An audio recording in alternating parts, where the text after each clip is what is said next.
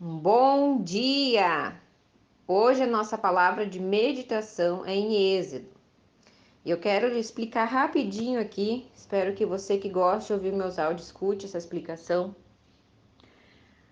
Que muitos já sabem, mas talvez você chegou agora, está começando a escutar agora. Eu gostaria de explicar um pouquinho. Faz 5 anos, mais de 5 anos que eu faço essa palavra de manhã, tá? Que é um devocional que eu fiz um propósito com Deus no auge da minha tristeza, no auge da minha dor, que eu estava passando uma dificuldade em casa aqui bem grande no meu casamento. Eu fiz um propósito com Deus de ler a palavra dele todo dia e para espalhar para a maioria das pessoas que eu puder aquilo que eu aprendo com a palavra, passar adiante. Só que eu não escolho o versículo. Eu não escolho o que eu vou ler. Eu abro o Pão Diário, que é um livro que eu ganhei da minha vizinha, que é missionária, e ela ali dizia assim, tá escrito Pão Diário e cada dia do ano vai ter um versículo chave falando algo, né? Daquele versículo e pra gente meditar naquele versículo. E eu passei isso tudo para um caderno. Em 2017 eu comecei a fazer isso, eu passava o versículo do Pão Diário e botava ali coisas que Deus ia me dando, assim, e coisas que eu tinha entendido, fazia uns esboços, né? Então eu tenho vários cadernos ali com vários versículos do ano inteiro, né? Comecei isso em maio de 2017 e venho fazendo até hoje. E hoje caiu o Êxodo 32, 31 no Pão Diário. Eu tinha feito um esboço em 2017, mas todos os anos, esses 5 anos, Deus renova a palavra. Ele me dá coisas novas, ele me dá coisa na hora, meditação na hora, porque ele tem me dado o dom da palavra. Eu queria muito o dom do louvor, mas ele me deu da palavra, eu sou grata a isso. Então, resumindo para você entender, eu não escolhi o versículo de hoje. E diz assim: Ora, o povo cometeu o grande pecado fazendo para si um Deus de ouro. Por que eu estou explicando isso? Por que você está falando isso, Madai?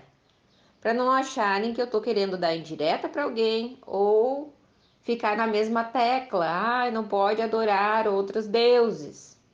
Porque senão as pessoas dizem, que mulher mais chata, não parar de falar que a gente não pode adorar minha santa, não posso adorar meu Buda. Não, não pode. A palavra está dizendo hoje, confirmando, tá bom? Ora, o povo cometeu grande pecado, isso é pecado, fazendo para si um Deus de ouro. Aquele povo que, se você ler lá em Êxodo 32, começa a ler desde o começo, que foi tirado do Egito, que foi tirado da escravidão, que foi levado a uma terra fértil, uma terra que era promessa para eles. Foram ingratos com Deus, o Deus vivo que protegeu, abençoou. Eles foram ingratos, foi lá, fizeram um Deus de ouro. Pensa que coisa triste, gente, isso é sério. E nos dias de hoje não é diferente. Você vai, aí você que é católico, eu não sei qual é outra religião, nós evangélicos batizamos nas águas depois de grande, a gente apresenta a criança, né? Mas vamos, enfim, o católico batiza a criança lá de pequenininho, escolhe os padrinhos, depois tem a primeira comunhão, tem a crisma, que é a confirmação primeiro do batismo dos pais, depois a confirmação que o jovem está aceitando Jesus, que tem muitos jovens que fazem comunhão e crisma e não sabem o que significa, porque eu já perguntei para uma menina que estava fazendo crisma, o que é a crisma, ela não sabia dizer, e virou uma tradição, virou um costume, ninguém mais tem dado valores às coisas. Então você, católico, ensina seu filho, ensina a criança, ensina seu neto, ensine o porquê que ele foi batizado pequenininho, o porquê ele está fazendo uma comunhão, uma crisma. Mas nós, evangélicos, sempre ensinamos que o batismo nas águas, molhar a cabecinha lá, não é o batismo que Jesus fez. Jesus imergiu na água depois de grande, para também dar exemplo que era assim o batismo para aquele que estava morrendo para o mundo, nascendo para Cristo, que esse já sabe ter discernimento do certo e do errado. Então a criança não tem pecado. A criança, se tu perguntar qual é a tua mão esquerda, qual é a direita, o bebezinho não sabe, ele não tem esse discernimento. Então não tem por que ter batismo, que batismo é arrependimento de pecado, é nascimento para Cristo. Então a gente consagra, a gente apresenta a criança para Deus, para Jesus, a gente consagra ela, é diferente, é uma consagração. Mas o católico batiza, enfim, chama de batismo, depois faz a confirmação do batismo, que é a comunhão, e a confirmação de novo do batismo, daí com o jovem aceitando Jesus na crisma. Mas aí você vê esse povo batizando em nome do Pai, do Filho e do Espírito Santo, casando em nome do Pai, do Filho e do Espírito Santo, enterrando no nome do Pai, do Filho, né, nas orações, é em nome do Pai, do Filho e do Espírito Santo. As palavras são tão vomitadas que as pessoas não estão mais ligadas no que elas estão falando. Aí eles vão lá, fazem a comunhão, o filho lá aceitou, então, né, todo mundo concordando que aceitar Jesus como o único e suficiente Salvador, que é isso, que é a comunhão do católico. Eles fazem festa, eles fazem carne, muitas vezes viram festa e bebedeira só, porque é uma tradição, é um costume, eles não estão realmente focados no significado da comunhão. E aí depois botam Buda dentro de casa, botam outras coisas, né? Enche a casa de gesso com estátuas e outras coisas, porque não entenderam que eles aceitaram o Salvador Jesus Cristo como único e suficiente Salvador.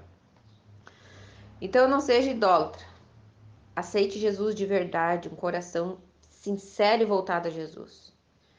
Porque nada adianta a gente só fazer um ritual, é uma coisa assim, um costume, algo pronto, decorado. A gente tem que sentir. Ansiar intensamente por algo mais do que pelo Senhor é idolatria. Então, o que você está idolatrando hoje? Aquele tempo ali o povo fez um Deus de ouro, mas talvez você está botando uma novela à frente, um ator, uma atriz, um cantor, um jogador, um time de futebol. O que você está idolatrando hoje? Ansiar intensamente por algo mais que pelo Jesus é a idolatria. Para quem está sendo tão importante assim para você, que está tirando o teu tempo, talvez o teu dinheiro, o Grêmio, é o Inter, é um estádio de futebol, é jogar sinuca, é carteado, é baile. O que mais está sendo importante nos dias de hoje? Está tirando teu tempo, o teu dinheiro, está te afastando de Deus. Pode ser um tipo de idolatria. Assim como aquele crente fanático que vai de domingo a domingo na igreja e não se converte realmente, não tem amor pelas almas, que bloqueia a irmã, que não gosta da irmã, que ai, não vou com a cara da fulana ali, eu não vou mais porque a fulana vai. Ai, eu bloqueei essa idiota aqui no Facebook porque eu não vou com a cara dela, porque se acha, porque isso, porque aquilo. Irmã, lá no céu tu não vai conseguir bloquear ninguém. Primeiro que tu nem vai, né? Se tu tem esses pensamentos aí que tu não tem amor pelo teu próximo, tu nem vai subir. Mas não cabe eu a julgar. Mas se como é que tu vai chegar lá no céu? E vai dizer, ah, Jesus, eu quero ficar pro lado de cá e bloqueia aquele lado lá, que aquelas lá eu não gosto. Reflita. Não seja idólatra, não seja hipócrita, né? E vamos ter mais amor uns aos outros. Somos criaturas do mesmo Deus e vamos para o mesmo lugar, almejamos pelo menos, né? Ir ao mesmo lugar. Então, cuidado, né? Agora, então a gente vê bastante divisão entre as pessoas já na votação, né? Essa votação que estamos aí, já estamos vendo bastante divergências, né? Então a gente já tem uma base, assim, de como está o amor um pelo outro. Se ligue com um Deus verdadeiro, não há mais tempo de se enganar. Não brinque com as coisas sagradas, amados. Tudo tem um preço. Cuidado para você não pagar caro pela tua desobediência. Amém? Um bom dia.